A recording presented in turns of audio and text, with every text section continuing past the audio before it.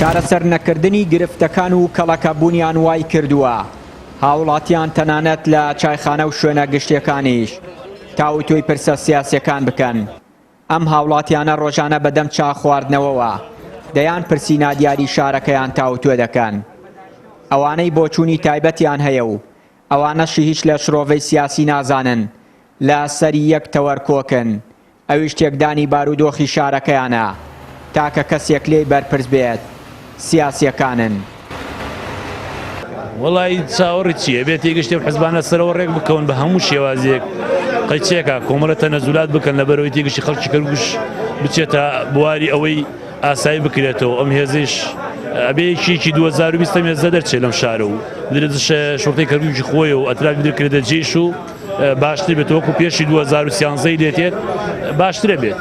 یعنی منی وادارم تێگەشتێم حزبانە کۆمەڵە تەنەزولات کۆن قەیچێکە لە پێناوی بۆ خەڵکی کەرکوو کەوانێک کوردستانی ناوڵەکەی چگەڵی قەر و قودسی کوردستان چگەڵی کوردستانە با کەمەڵ کۆمەڵە تەنەزولاتی سەر بکەن. خۆی نادیارە نەتیجەی ئەوەی کە ئەمە ناڵێن بەڕێکەوتن يعني مسابع مستحيل جدول زربة قياسة 5 أو قياسش بركوت النابع بتشي كردانا ببران بركي بو ردي بديتوا بعسكري شارع سكري وكو بسياسة شارع سكري مستحيلة. هاوڵاتیانی کەرکووک بە گشتی و دانیشتوانە کوردەکەی بە تایبەتی لە داهاتوویەکی نادیار دەڕوانن و ترس و دڵەڕاوکێ هێشتا باس و خواسی نێوان ئەم هاوڵاتیانەیە.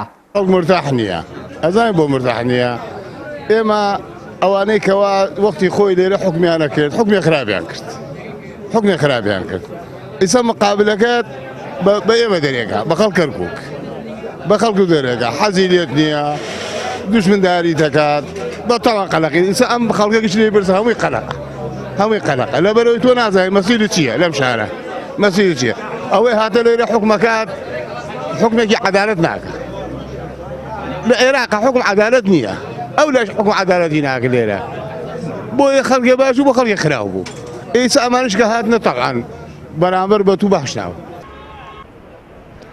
لە دوای 16 ئۆکتۆبەر و دەرهاویشتەکانیەوە ڕووداوە دۆخی سیاسی و ئیداری کەرکووک بە جۆرێکە دانیشتوانەکەی نازانن بەرەو کوێ دەڕوات و کەی ئەو دۆخانە ئاسایی دەبێتەوە. ئەوان پێیان وایە باسکردنی کەرکووک لەلایەن سیاسیەکانەوە تەنها قسەی سەرڕاگەیاندەکانە ئەگەرنا دەبوو یەکەم خاڵی گفتوگۆکان لەگەڵ حکومەتی ناوەند چارەسەری کێشەکانی کەرکووک بووایە. چیانوری کەناڵی ئاسمانی پەیام کەرکووک.